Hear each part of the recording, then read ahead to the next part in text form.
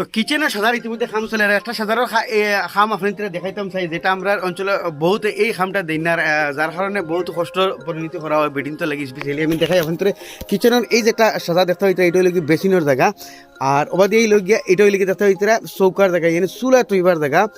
Main সাদার তেনে 4 ইঞ্চি তোলে, আর মেইন সাদা দেখতে হইতে ইকানোর লেভেল ও লোক ও সাইড থেকে সাদা আইয়া তোমার পুরা হসাইডে গেছে দেখতে হইতে, কিন্তু ও জায়গাখান 4 ইঞ্চি তোলে। এখানে কিন্তু ওন থেকে সীমা, ওন থেকে অতখান, আর এবার অতখান হইলে কি আপনি তো সীমা 4 ইঞ্চি তোলে। এর তোরা দেবার কারণে এটা হলো গিয়া যদি আমরা চুলা বুয়াই তো চুলা এগুর ওয়েট হাইট হয়ে যাব অতখান, হান্ডিগু বইলে হাইট হয়ে যাব অতখান হইলে আমরা আমি আপনাদের দেখাই চুলার হাইট অতখান হইলে হান্ডিগু তুলে অতখান আমরা হান্ডির মুড দেখতে পারবো, আমরা না বেডিতে দেখতে পারবো। কিন্তু আমরা এই জায়গার যদি এই যে হাইট আছে এই হাইটের মাঝে যদি আমরা চুলা বয় তাহলে চুলা অতখান হয়ে যাব, হান্ডি তৈলে অতখান হয়ে যাব, আমরা তো অতখান বেডিং তৈলে অতখান হয়ে যাব।